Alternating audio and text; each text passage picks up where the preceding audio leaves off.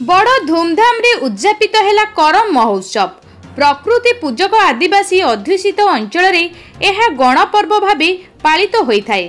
करम देवता जे प्रत्येक देवता यही गभीर विश्वास सहित भारतवर्षर बिहार, पश्चिमबंग, झारखंड, ओडिशा, छत्तीसगढ़, आसाम एवं मध्य प्रदेश आदि राज्य मानकरे यही करम उत्सव महा आडंबर समाहित होता है।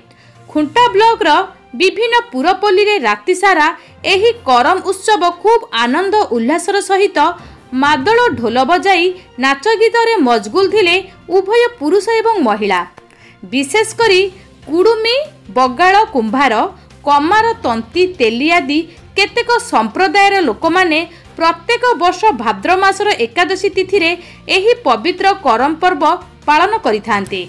केउठी केउठी एकादशी तिथि पूर्व 3 दिन, 5 दिन एवं 7 दिन कुमारी कन्या मानक द्वारा निकटस्थ नदी पोखरी बाली उठा जाय थाए। उक्त बाली को एक डलारे रखी सेथिरे 7 प्रकारर डाली जातीय शस्य पकाई जावा बा अंकुर सृष्टि करा जाय थाए, जहा कृषि कार्य सुचारू रूपे करिबा सुचाई थाए। एकादशी तिथि पर्यंत सकाळे संध्यारे सेही जावा को धूप दीप देई नाच गीतरे स्वागत संबर्धना जणाई थांते। एकादशी दिन उपवास रही रीतिनीति अनुजाई बण जंगलरू फल, फूल एवं पत्र संग्रह करिथांती। संध्या समय पूर्वर चिन्हित होइतिबा करम गछरू पूजा अर्चना करी 2टी डाल काटी सभा यात्रा रे आनी पूजा स्थल आखड़ारे स्थापन करी पूजा अर्चना करंती। आरंभ हुए कर्म धर्म आधारित कहानी, जहा जेमिति कर्म सेमिति फल शिक्षा देई थाए।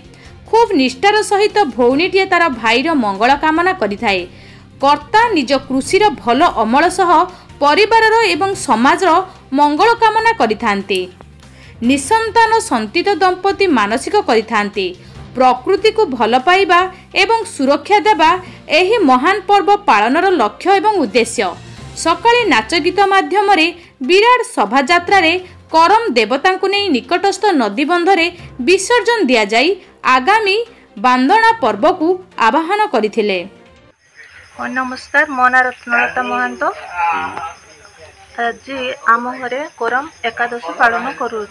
हाँ, यार उद्देश्य लक्ष्य हूँ जेहेतु आम गोटे कृषि परिवार, कृषि उपर आम समस्त जड़ित, तो से लोक मैंने करम एकादशी को पालन करते। गो संपत्ति से विषय विशेषकर विवाहित दंपति मान जो मानकर पिला छुआ हो नाही निसंतान से मानसिक पूरण पाई यही पूजाटी को करि थांते। नमस्कार आज्ञा, मुझे सुष्टिधर बेहरा आम घर चुनिया।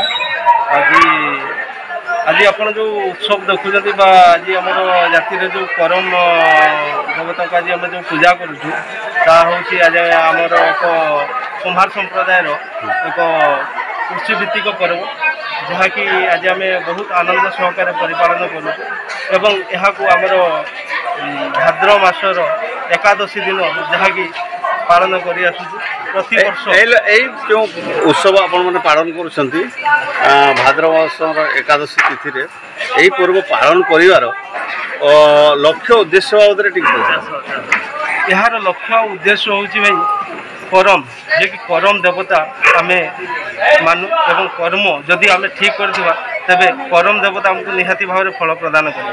यार आमर आशा और विश्वास अतुट रही एवं आम संप्रदायर समस्त लोक कृषि जीविका उपर निर्भर करते, तेणु समस्ते यही कृषि उपर निर्भर करते एवं आम एठार लक्ष्य मुख्य उद्देश्य हूँ कौन जे जो भाई जो भौणी प्रति बा जो भौणी जो भाई प्रति गोटे स्नेह संपर्क ममता डरी बांधी हो जाए एवं से संपर्क को अतुट रखापी आज ये पर्व पालन हो।